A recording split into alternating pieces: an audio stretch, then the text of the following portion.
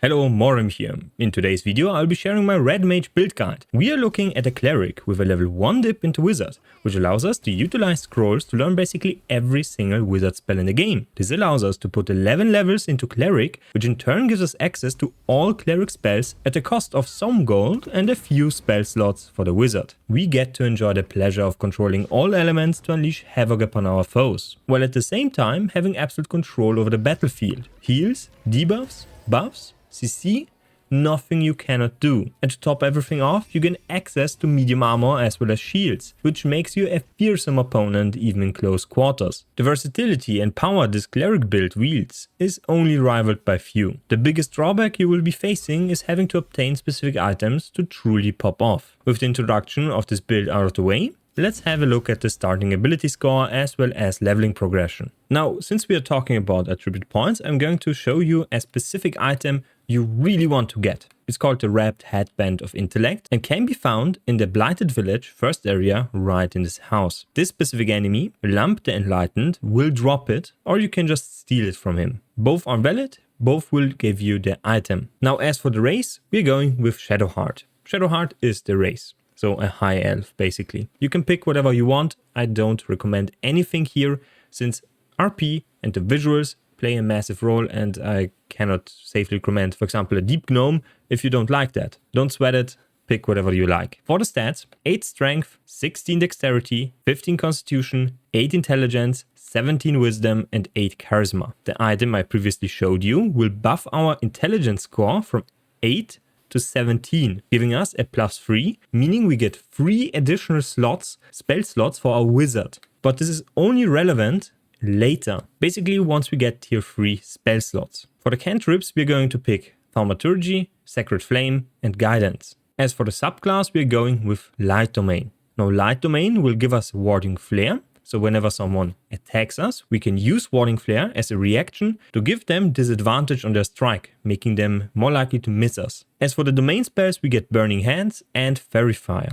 Now, Fairy Fire is exceptionally strong, but we also get Bless as clerics, so it's basically a choice of very good and very good. You can only use one concentration spell at a time, so pick a poison. For the first levels, you're going to prepare Bless, Guiding Bolt, Command as our CC, Healing Word for ranged heal to pick up our companions, and Cure Wounds for self-heal. This one can be useful early on, later on it will fall off drastically and I would not recommend this. At level 3, we get access to another set of spells, Scorching Ray, which is exceptionally strong. It's one of the strongest spells in the game at this level. And Flaming Sphere, you will probably never use this one. And we get access to our level 2 spells. For this level, we prepare Bless, Guiding Bolt, Hold Person, Healing Word, Spiritual Weapon, and Command. Spiritual Weapon can be used as a bonus action and can then attack without using your action, so it's really good for action economy, and it creates another body on the battlefield that can be hit by enemies. At this level, you are probably always going to buff your party with Bless.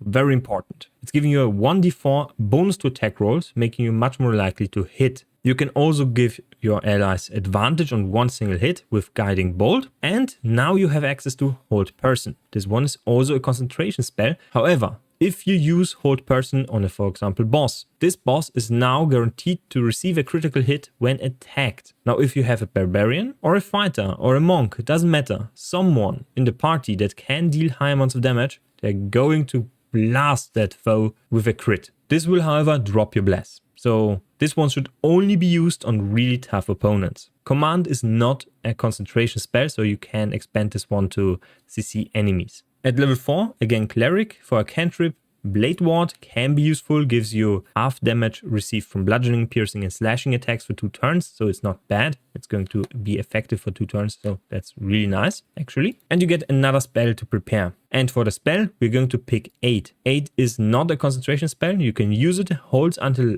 long rest, and gives your companions as well as you 5 hit points. Really good early on. Now for the feat, ability improvement. 1 point in wisdom, 1 point in constitution. This will make you much more likely to hit, will make your saving throws harder, and will also make you tankier. For the 5th level, again Cleric. We now get access to level 3 casts. This means we get Fireball.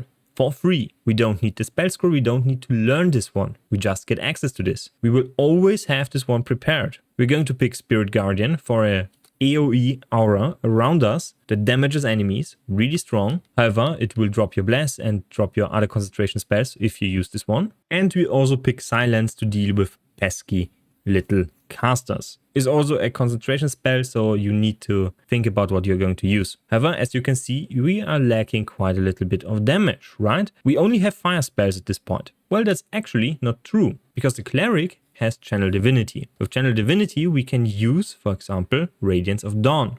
This one is an AoE around us that rolls a Constitution saving throw on every enemy in the radius and deals half the damage stated here if the enemy succeeds. The base damage is 2d10 plus your Cleric level. At level 6, we are finally going to multiclass into Wizards. This will give us access to cantrips, so we're going to pick Acid Splash, we're going to pick Ray of Frost, and we're going to pick Shocking Grasp. As for the spells, it doesn't really matter what we pick at this point. We are probably not going to prepare any of those, so pick what you want. Some good ones are Fog Cloud, Grease, Sleep, Enhance Leap, Disguise Self, and Longstrider. As you can see here, we currently only can prepare one single spell. This has to do with our intelligence. Every spell you previously learned before you respec is going to be shown here. You're not going to unlearn this one. So if you learn spells through scrolls, you still have the knowledge in your brain. Respecing doesn't erase that. And as you can see here, we learned Lightning Bolt, Haste, Dimension Door,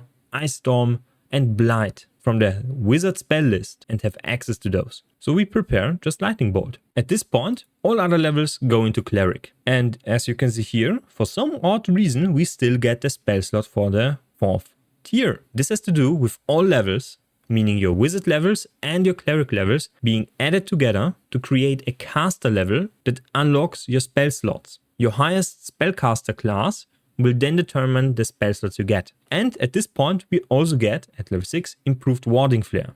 As a reaction, we can put a disadvantage on an enemy that is attacking our ally. And at level 7, we unlock another spell slot for level 4. This time, we also get access to the Cleric spells. We get Fate of Guardian, as well as Firewall from the wizard spell list in the domain spells. So the prepared spell you want to pick here is Banishment, an exceptionally strong CC ability. Now all other levels go into Cleric, basically every single level. This will give you access to the Cleric spell list for tier 6 spellcasts. If you use one of your levels to level your wizard to level 2 to gain access to the evocation specialization, you will miss out on the tier 6 Cleric spells. Now as far as the spell list goes, when we look at the wizard spells, we now have 4 slots. This has to do with this specific headband, as previously mentioned. We now look at the wizard spells, we can only prepare 1. We get +3 because of the intelligence. Ice Storm, exceptionally strong. It's an AoE spell, very, very good at this level. You can use Blight to get necrotic damage at range.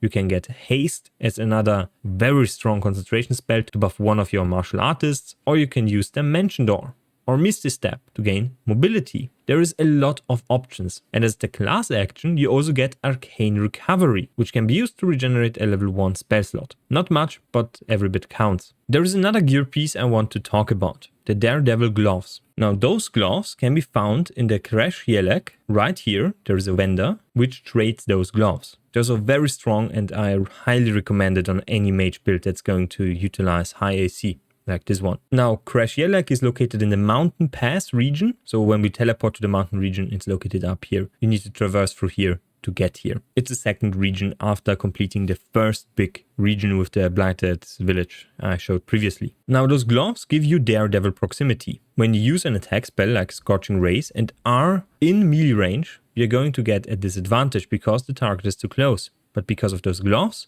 we don't get that disadvantage. We're going to attack with our full might. As for the playstyle with this one, try to buff your allies with Bless, like so. You can target them and then release that spell. You can use your Guiding Bolt at level 1 to damage enemies and provide advantages for your fighters. You can use Scorching Rays to damage single target enemies. You have Radiance of Dawn, which scales with your level, meaning a level 8 character, 7 Cleric, 1 Wizard, will still deal +8 radiant damage here. This one is AoE on a Constitution saving throw. And you have other utility spells like Haste or Heals that buff your allies. Now Haste is one of the most broken spells in the entire game. If you buff an ally with this one, it's going to be a concentration spell for 10 turns, which means the target will have 1 additional action per turn. insane. Now this sums up my build guide for the Red Mage. If this one was to your liking, please leave a like down below.